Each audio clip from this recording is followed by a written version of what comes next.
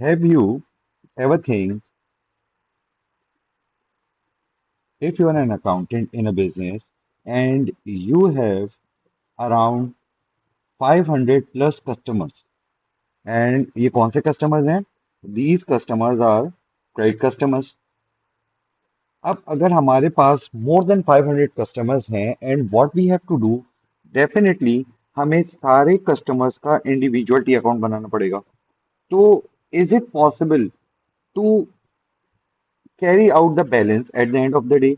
यानी अगर मुझे ट्रायल बैलेंस बनाना है तो मैं कभी भी इन 500 कस्टमर्स या मोर देन 500 कस्टमर्स का बैलेंस जो है वो ट्रायल बैलेंस में निकालने के लिए टोटल नहीं कर पाऊंगा. It will be comparatively very difficult. ठीक है. सिमिलरली मेरे पास सप्लायर्स भी हो सकते हैं. कौन से सप्लायर? मेरे पास सप्लायर्स हो सकते हैं क्रेडिट सप्लायर्स. अब मैं क्रेडिट सप्लायर्स की बात करता हूँ तो इसी तरह मेरे पास लेट से 1000 क्रेडिट सप्लायर्स हैं. They are 1000 in number. अब मुझे इन सब का इंडिविजुअल टी अकाउंट बनाना पड़ेगा and at the end of the day इनका टोटल करना पड़ेगा. Why? Because I need the total value of my trade supplier या we can say that trade payable at the end of the year. So, do you feel it will be easy? If you think it will be very difficult to do that, then what we will do? Today, we will be discussing this thing, and it is the main important topic for us today.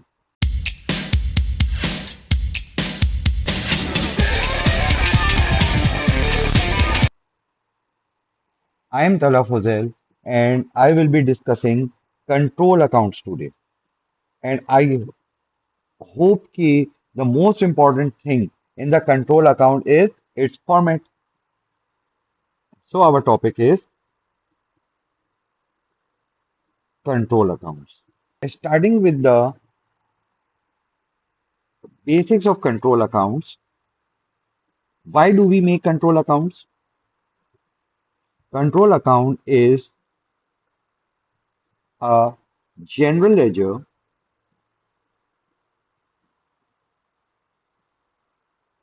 which is prepared.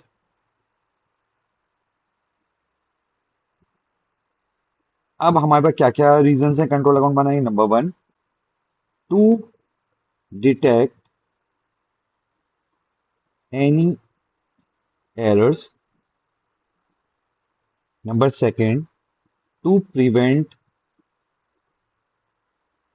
Any fraud. How? I need the answer of how, and please do comment me and tell me how they will prevent any fraud. जब हम control account बनाते हैं तो ये हमारे fraud को कैसे prevent करेगा? This is a question and I need you people to answer me in the comment section.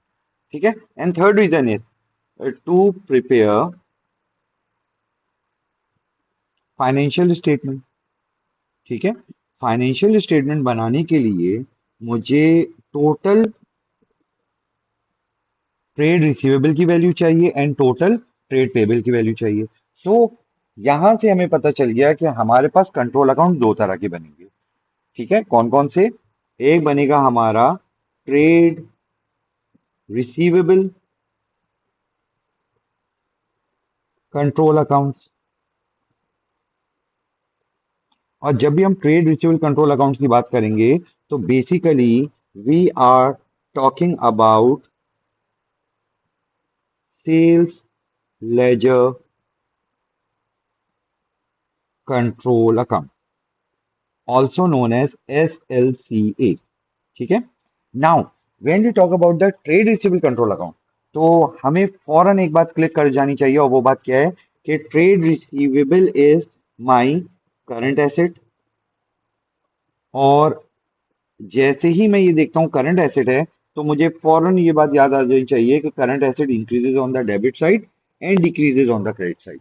So from here we have to understand कि मेरा करंट एसेट इंक्रीज कब होता है और मेरा करंट एसेट डिक्रीज कब होता है.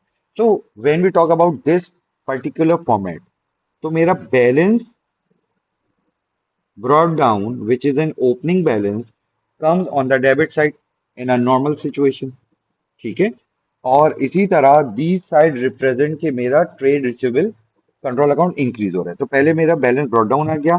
Second, whenever I sells on credit, जब भी मैं उधार पे सेल्स करूंगा तो मेरा बैलेंस इंक्रीज होगा। सिमिलरली और क्या क्या सिचुएशन है? सेकंड सिचुएशन इज, हम लिखते हैं बैंक, और बैंक से मुराद मेरा डिसऑनर चेक। ठीक है, whenever there is a dishonour cheque और चेक मेरा बाउंस हो गया, तो I have to increase my receivable again. ठीक है, क्योंकि जब पेमेंट हुई थी वो इधर आ गई थी। ठीक है, तो हमने क्या रिकॉर्ड कर लिया था? पेमेंट हैज बीन रिसीव, मैंने रिसीव को कम कर दिया था। बट नाउ जब मुझे बैंक से ही पता चला कि cheque has been bounce, cheque has been return unpaid, तो मुझे डिसऑनर रिकॉर्ड करना पड़ेगा। Similarly second, third one is bank refund. अब जब मुझे बैंक पे कर रहा है, जब सॉरी मेरा कस्टमर मुझे पे कर रहा है, तो मैं बैंक यहाँ लिख रहा हूँ, मैं बैंक यहाँ लिखता हूँ। इससे मेरा रिसीवेबल क्या हो रहा है? जब रिसीट मिल रही है मेरा रिसीवेबल कम हो रहा है। ठीक है, तो यहाँ पे I am receiving the payment, that's why मेरा रिसीवेबल कम हो रहा है। ये बैंक रिफंड रिप्रेजेंट करता है कि I am paying back to the receivable. ठीक है, मैं क्यों अपने कस्टमर को पे बैक कर रहा हूँ? क्या क्या रीजन हो सकते हैं? रीजन नंबर वन इसका हो सकता है एक्सेस पेमेंट।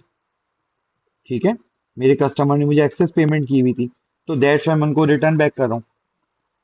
तो मेरा जब बैंक रिसीट क्रेडिट साइड पे आ रहा है, तो मेरा बैंक रिफंड, क्योंकि अब मैं पे कर रहा हूँ, दैट्स वाई वो डेबिट साइड पे आएगा। ठीक है, सिमिलरली और क्या क्या हो सकता है? If there is an interest charge to overdue balance, हमने इंटरेस्ट चार्ज करना शुरू कर दिया ओवर ड्यू बैलेंस पे, तो मेरा कंट्रोल अकाउंट इंक्रीज हो जाएगा, यानी मेरा ट्रेड रिसीवेबल बढ़ जाएगा। तो these are the basic four reason. One more important is when is recoverable debts क्या हो जाता है? रिकवर्ड हो जाता है। ठीक है, this is a very rare situation, but I have seen it in a past papers, that's why I am mentioning this. ठीक है, now I am writing this part, and this part represent when my balances, मेरा trade receivable कम हो रहा है। अब sometimes मेरा opening balance credit side पे आ जाता है। ठीक है, व्हाट डज दिस रिप्रेजेंट? अभी हम इस पे बात करेंगे। फिर हमारा बैंक जो है मेरे रिसीवेबल को कम होता है बिकॉज पेमेंट आ रही है। Similarly cash, if any customer is paying me cash, तो मेरा रिसीवेबल कम हो जाएगा, और डिस्काउंट अलाउड से मेरा रिसीवेबल कम हो जाएगा।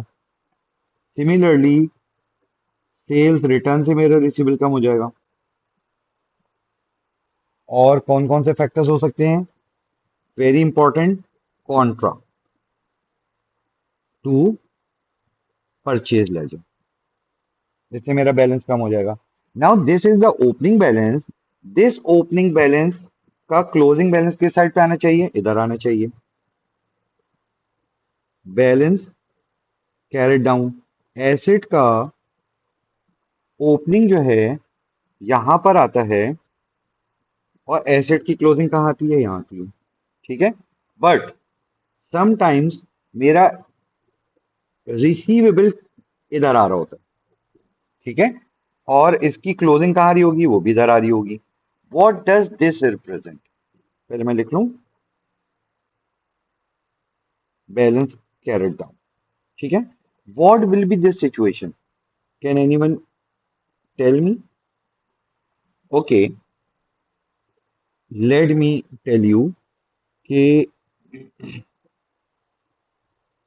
This opening and this closing, one and two, represent three situations. Number one, excess paid not refund. अगर हम रिफंड कर देते तो ये वाली एंट्री बन जाती। तो excess paid not refund during last year. Last year ये वाकया पेश आया था कि मेरे कस्टमर ने मुझे एक्सेस पे किया हुआ था, आई हैवंट रिफंड देम, तो मेरे ऊपर इट बिकम्स लाइबिलिटी, तो वो यहाँ का ओपनिंग बन गया।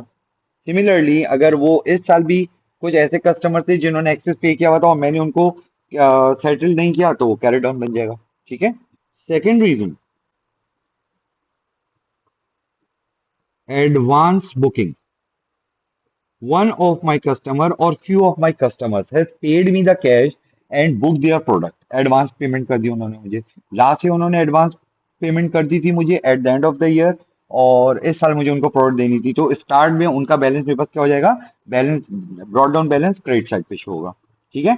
तो this is a simple format of sales ledger control account. Now, this transaction is the game changer. A lot of students commit mistake in doing this transaction. ठीक है, ये वाली, this is a game changer, और a lot of student committed mistake here। और वो mistake क्या होती है, समटाइम्स वो थ्योरेटिकल क्वेश्चन भी पूछ लेता है कि ये कॉन्ट्रा टू सेट ऑफ क्या चीज होती है, या कॉन्ट्रा टू सेल लेजर या कॉन्ट्रा टू परचेज लेजर क्या होती है। तो इसको मैं अगर सिंपल वर्ड में डिफाइन करना चाहूँ, कॉन्ट्रा सेट ऑफ, इसको हम क्या बोलेंगे, when a business boys goods on credit from credit customer. मैं अपने कस्टमर से उधार में कोई चीज खरीद लूं, तो व्हाट वी विल डू, तो both parties agrees to set off their balances. अब इस सेट ऑफ करने में हम क्या करते हैं, it decreases both trade receivable and trade payable. तो हमें पता है ट्रेड रिसीवेबल डिक्रीज होगा क्रेडिट साइड में और ट्रेड पेबल डिक्रीज होगा डेबिट साइड में। तो हम कॉन्ट्रा सेट ऑफ को ट्रेड रिसीवेबल कंट्रोल अकाउंट की क्रेडिट साइड पे और ट्रेड पेबल कंट्रोल अकाउंट की डेबिट साइड पे रिकॉर्ड करते हैं। It is a simple concept and I don't think so कि इसमें आपको प्रॉब्लम होगी। इसको हम पीएलसीए भी बोल सकते हैं, हम इसको trade trade payable control account भी कह सकते हैं। ठीक है। Again, balance brought down on the credit side represent कि it is a liability increase on the credit side। ठीक है। Second, when I start purchasing on credit, तो मेरी liability बढ़ जाएगी। थर्ड वन, मेरे सप्लायर ने इंटरेस्ट चार्ज करना शुरू कर दिया मुझसे, तो मेरी लाइबिलिटी इंक्रीज हो जाएगी। ठीक है। And again, refund when I was returned by the customer, मेरे sorry, when I was returned certain amount by my supplier because I have paid in excess amount last year, या इस साल मैंने excess amount पे की हुई थी, तो मेरे सप्लायर ने मुझे रिटर्न कर दी। तो इससे क्या हुआ, जब पेमेंट होगी, जब मैं बैंक से पे करूंगा, तो मेरी लाइबिलिटी कम होगी। जब मुझे पे किया जाएगा तो अमाउंट इधर आ जाएगी इस साइड पे। ठीक है। अच्छा जी, फिर balance brought down on the debit side represent कि I have paid in advance to my supplier। तो लास्ट ईयर मैंने एडवांस में पे किया था, that's why it becomes my opening balance. Similarly, cash पे किया तो मेरी लायबिलिटी कम हो जाएगी। परचेज रिटर्न से मेरी लायबिलिटी कम हो जाएगी। फिर discount receive from the supplier will reduces my liability, and again contra to sales ledger will decrease my liability. ठीक है? Balance carried down here represent liability, and balance carried down here represent the opposite balance जो इससे related है. Now the T account has been closed. This is the basic format of control account. Now I have discussed with you कि why we make control accounts, contra set off क्या होता है, third वो पूछता है what is refund, refund when excess amount has to be paid back or return. तो हम क्या करते हैं, हम रिफंड रिकॉर्ड करते हैं. अब इसके पीछे की पूरी ट्रांजैक्शन है, but I don't think so कि हियर उसको डिस्कस करना will be relevant, because it might be possible कि आप उसमें कंफ्यूज हो जाओ. तो इफ यू पीपल थिंक कि आपको पता होना चाहिए, तो इंशाल्लाह मैं नेक्स्ट वीडियो में आपको समझा दूंगा. वन मोर इम्पॉर्टेंट थिंग कि जब कभी हमारे पास कैरेट डाउन आएगा, तो इधर बैलेंस ब्रॉड डाउन अगर हमने नहीं लिखा, we will definitely lose one mark. Similarly इसका बैलेंस ब्रॉड डाउन इधर लिखना जरूरी है, otherwise we will lose one mark. और same happens with this balance brought down, इसका वाला हम यहाँ लिखेंगे, और बैलेंस ब्रॉड डाउन इसका वाला हम यहाँ लिखेंगे, इसका. ठीक है? One most important thing, what about certain transaction, या चलो मैं ये कह सकता हूं, इसको हम और रेड से मैं लिख रहा हूं, वेरी इंपॉर्टेंट, इंपॉर्टेंट नोट करके, so that you must remember this. Number one, never record cash sales in SLCA and cash purchases in PLCA. Number two, ignore provision for doubtful debts. ये कभी भी हम रिकॉर्ड नहीं करते in sales ledger control account.